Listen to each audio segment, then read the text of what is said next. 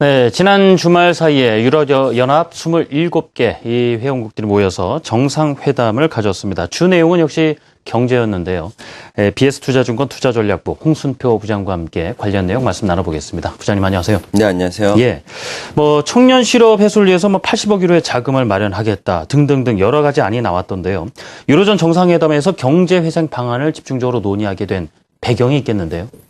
일단 하반기 글로벌 경제가 상반기보다 보다 괜찮을 것으로 전망하는 대부분의 근거가 하반기에는 유로존 경제가 어느 정도 안정적인 추이가 가능할 것이라는 점에 있고요. 네.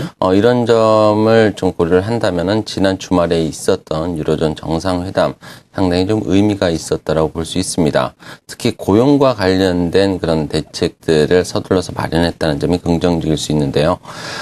정상회담에서 청년 실업 대책과 관련된 그 관련 추진 재원을 당초 60억 유로 정도에서 80억 유로로 확대를 했고 또 7년 정도에 걸쳐서 그 투입하기로 했던 부분들을 2년 내 조기 집행하기로 하면서 유로존 그 경제 부양에 나서고 있다는 점이 긍정적이었습니다. 예. 특히 고용 안정과 더불어서 이를 통해서 소비 확대로 유로존 경제를 회복시키겠다는 그런 의지를 분명하게 보여줬는데요. 사실 유로존 경제를 되짚어 본다면은 그 지난 2008년 1사분기에 유로존 GDP가 2조 그 유로로서 2009년 글로벌 금융위기 이전에 가장 높은 수준을 기록을 했었습니다. 그리고 글로벌 금융위기 이후에도 유로존 경제는 수출 개선 등에 힘입어서 2010년 1사분기부터 2011년 4사분기까지 회복 흐름을 보인 바가 있습니다. 그렇지만 2010년 그리스를 시작으로 촉발된 재정위기와 또 이와 대응하는 과정에서 시행된 긴축 정책으로 가계 소비라든지 투자가 위축되었고 또 작년 1사분기부터 다시 경기가 악화되는 추이를 보여주고 있습니다. 올해 1사분기 유로존 GDP는 금융위기 직전인 2008년 1사분기 GDP의 97% 수준에 그쳤고요. 금융위기 직후 최고치를 기록했던 2011년 3사분기 GDP의 98% 수준에 머물고 있습니다. 재정위기 대응 과정에서 진행된 그 긴축 정책으로 재정 취약국들의 실업 대책이라든지 복지 등 사회 안전망에 대한 지출이 축소되면서 가계의 소비 여력이 급감하는 등 내수 부진이 지속적으로 유로존 경제의 발목을 잡고 있고요.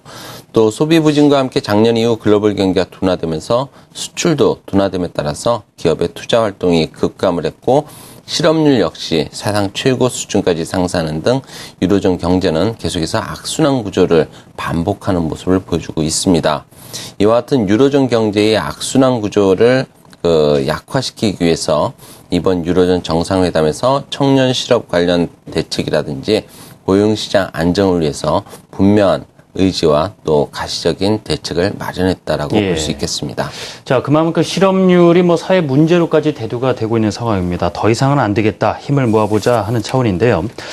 이런 노력들이 유럽 위기를 잠재우면서 또 하반기에는 또 경기에 좀 활력을 불어넣는 쪽으로 흘러가야 될 텐데 말이죠.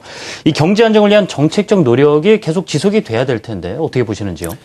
예, 앞서 말씀드린 것처럼 현재 유로존 경기는 재정 취약국들을 중심으로 한 계속적인 긴축 정책에 따른 그 정부 정책의 한계, 이를 통해서 경기 악화가 계속해서 반복되는 악순환이 나타나고 있습니다. 특히 이런 악순환 흐름이 최근 들어서는 독일까지 악영향을 미침에 따라서 긴축 정책을 강하게 고수해왔던 독일마저도 고용시장의 안정을 위해서는 적극 참여를 하는 그런 상황이 나타나고 있습니다. 올해 1사분기 독일의 GDP 성장률 같은 경우는 전년 동기 대비해서 마이너스 0.3%를 기록을 하면서 13분기 만에 독일 경제가 역성장세를 기록한 것으로 나타나고 있습니다. 재정 취약국들을 중심으로 한 유로존 경기 위축이 독일의 역내 수출 부진으로 연결되면서 독일 경기에도 악영향을 준 결과라고 해석을 해볼 수 있습니다. 실제로 지난 2011년 3, 4분기부터 작년 4, 4분기까지 독일의 역내 평균 수출 비중은 38%까지 하락하면서 지난 2000년 이후에 평균 수준인 43% 수준을 크게 밑돌고 있는 것으로 집계가 되고 있습니다. 작년 4, 4분기 수출이 2011년 3, 4분기에 비해서 2.2% 증가에 그친 것은 역내 수출 감소가 독일 경기에 악영향을 주기 시작했음을 시사하는 것이라고 해석을 해볼 수 있겠고요. 이에 따라서 그동안 긴축 정책을 고수해왔던 독일이 이전과 달리 유로존 등 역내 경제 회복을 위해서 청년 실업 기금 마련 등 경기 부양과 관련해서 적극적으로 나서고 있다는 점에 주목을 할 필요가 있어 보입니다. 앞으로도 이러한 그 정책적인 노력이 언제까지 지속될 수 있을지는 실업률과 관련해서 어느 정도 좀 연계를 해서 생각해 볼 수 있겠는데요. 예. 일국의 실업률이 1% 정도 높아지면은 산출량이 2.5% 정도 감소한다는 그 오쿤의 법칙을 적용을 해서 유추를 해볼 수 있습니다. 일단 유로존의 실업률은 유로존의 GDP 성장률 1.7% 이상 수준이 되어야만 실제로 하락 가능한 것으로 분석이 되고 있는데요. 이런 점들을 고려한다면 고용시장의 안정을 위해서 이번 정상회담뿐만 아니라 앞으로도 독일을 비롯한 유로존 주요국들의 유로존 경제 회생을 위한 정책적인 노력은 상당 기간 지속될 수밖에 없다라는 좀 긍정적인 전망이 가능하고요. 예. 그리고 이런 그 유로존의 경제 안정을 위한 정책적인 노력은 하반기 유로존 역내뿐만 아니라 미국을 비롯한 글로벌 경제와 증시 전반에 있어서도 긍정적인 모멘텀이라고 볼 수 있겠습니다. 예. 결국 GDP 성장률이 적어도 보니까 1.7% 이상 수준이 돼야만 실업률에도 긍정적인 영향을 미칠 텐데요.